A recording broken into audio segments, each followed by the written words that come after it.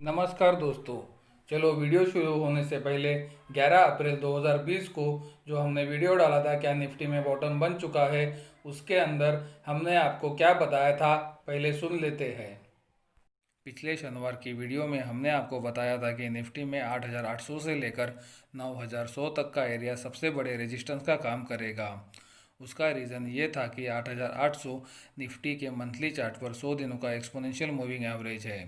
उसी तरह से कप एंड होल्डर पैटर्न का नेकलाइन 8,975 पे आ रहा है और निफ्टी ने जो 2008 के चैनल का ब्रेकडाउन दिया था उसका ट्रेंड लाइन रेजिस्टेंस 9,100 पे है। दोस्तों, अब निफ्टी पिछले गुरुवार को 9,100 पे आकर बंद हो चुका है। अगले अगर 2-3 दिन निफ्टी 8,800 और 9,100 के ऊपर बंद होना चालू होता है तो वो एक वैलिड ब्रेकआउट होगा।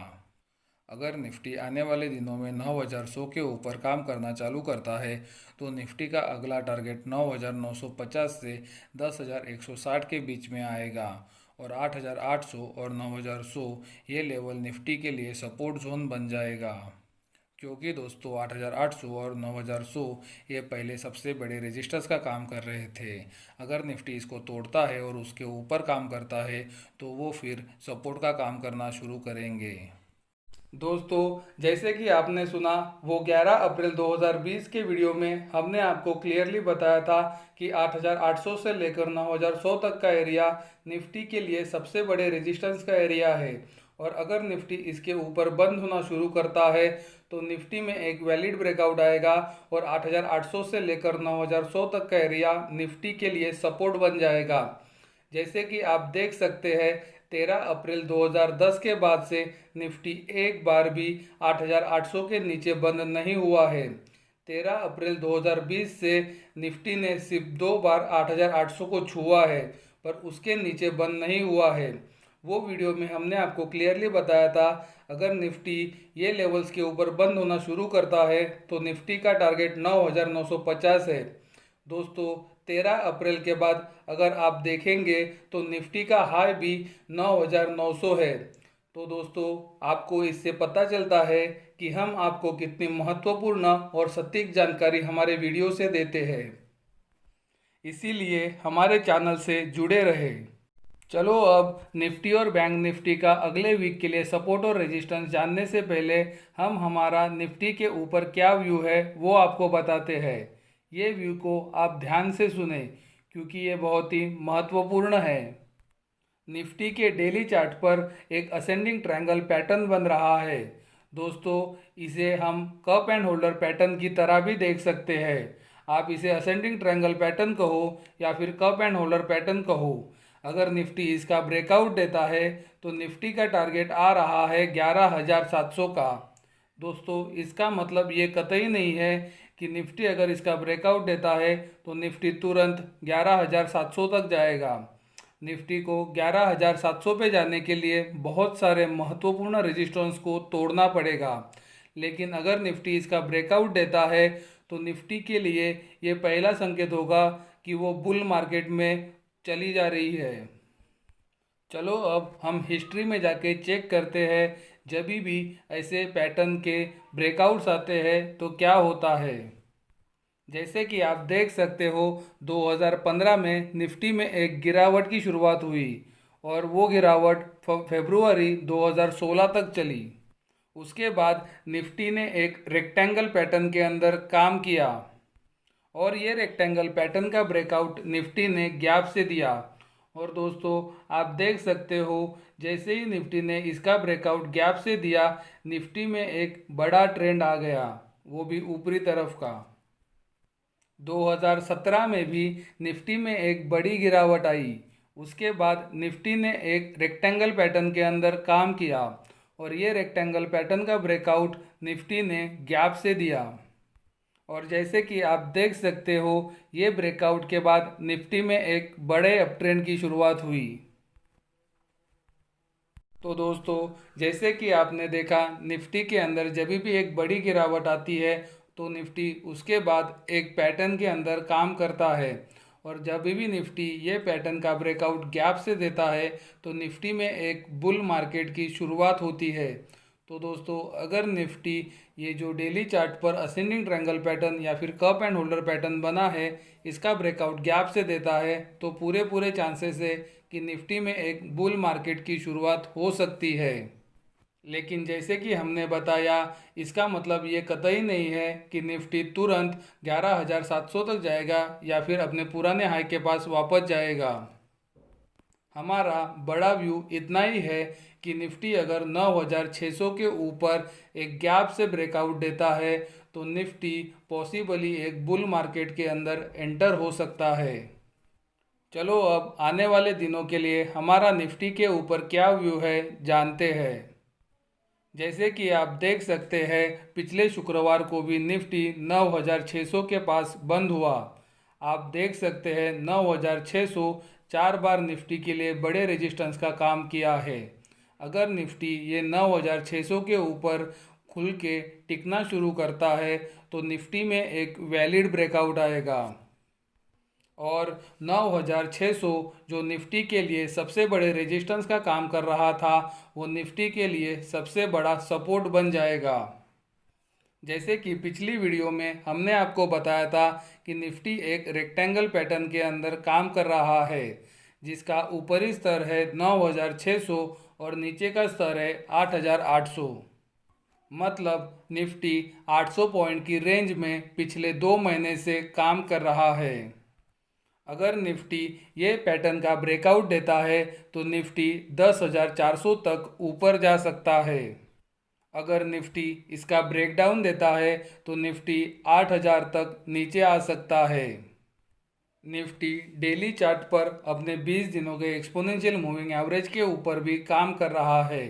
निफ्टी का डेली चार्ट पर 20 दिनों का एक्सपोनेंशियल मूविंग एवरेज आ रहा है 9,215 पे। उसी तरह से निफ्टी ने अपने 50 दिनों के एक्सपोनेंशियल मूविंग एवरेज को भी तोड़ा है। निफ्टी का 50 दिनों का exponential moving average daily chart पर आ रहा है 9,450 पे। निफ्टी ने पिछले 2 बार 50 दिनों के एक्सपोनेंशियल मूविंग एवरेज को तोड़ने की कोशिश की, लेकिन निफ्टी दोनों बार फेल हो गया। ये बार फिर से निफ्टी ने 50 दिनों के एक्सपोनेंशियल मूविंग एवरेज को तोड़ा है। तो निफ्टी का अगला टारगेट अब उसका 100 दिनों का एक्सपोनेंशियल मूविंग एवरेज होगा, जो कि आ रहा है 10,040 पे। तो दोस्तों निफ्टी अगर रेक्टेंगल पैटर्न का ब्रेकआउट गैप से देता है तो निफ्टी का पहला टारगेट होगा 10,040 और फिर उसके बाद 10,040 के ऊपर अगर निफ्टी टिकना शुरू करता है तो उसका अगला टारगेट होगा 10,400। निफ्टी के लिए सबसे बड़ा रेजिस्टेंस उसका रेजिस्टेंस जोन है, जो कि मंथली चार्ट पर 9,950 से 10,100 के बीच में है। ये सबसे बड़ा रेजिस्टेंस जोन है क्योंकि निफ्टी ने यहाँ पे 3 बार मंथली चार्ट पर सपोर्ट लिया था। उसी तरह से निफ्टी का 50 दिनों का मंथली चार्ट पर एक्सपोनेंशियल मूविंग एवरेज आ रहा है 10,160 पे। निफ्टी का 20 दिनों का exponential moving average weekly chart पर आ रहा है 9,980 पे। उसी तरह से निफ्टी जो ये 12,430 से 7,510 तक नीचे आया, उसका 50% फिबोनाची का रिट्रेसमेंट भी आ रहा है 9,970 पे। तो दोस्तों 9,950 से 10,100 तक का एरिया निफ्टी के लिए सबसे बड़े रेजिस्टेंस का काम करेगा। अगर निफ्टी ये 9,950 से 10,100 तक के एरिया के ऊपर काम करना शुरू करता है तो निफ्टी के लिए ये एरिया सपोर्ट बन जाएगा। तो इसके ऊपर ध्यान रखें। आने वाले वीक के लिए निफ्टी का सबसे पहला सपोर्ट है 9,380 पे, 9,375 पे। आने वाले वीक के लिए निफ्टी का दूसरा सपोर्ट है 9,300 पे। आने वाले वीक के लिए निफ्टी का सबसे पहला रेजिस्टेंस है 9,760 पे। आने वाले वीक के लिए निफ्टी का दूसरा रेजिस्टेंस है 9,900 पे। चलो दोस्तों अब निफ्टी बैंक के बारे में बात करते हैं। दोस्तों, जैसे कि पिछले कई वीडियो से हम आपको लगातार बता रहे हैं कि निफ्टी बैंक एक कमज़ोर इंडेक्स है और ये निफ्टी को नीचे खींचने का काम यही करेगा। तो दोस्तों, आप इसके अंदर ज़्यादा बुलिश मत हो, क्योंकि ये एक बहुत ही कमज़ोर इंडेक्स है। पिछले वीक में निफ्टी बैंक ने 17,100 के ऊपर सपोर्ट लिया और अभी 19,300 पे आके बंद हुआ है। निफ्टी बैंक अभी अपने 20 दिनों के एक्सपोनेंशियल मूविंग एवरेज के ऊपर भी आ चुका है। निफ्टी बैंक का 20 दिनों का एक्सपोनेंशियल मूविंग एवरेज आ रहा है 18,800 पे।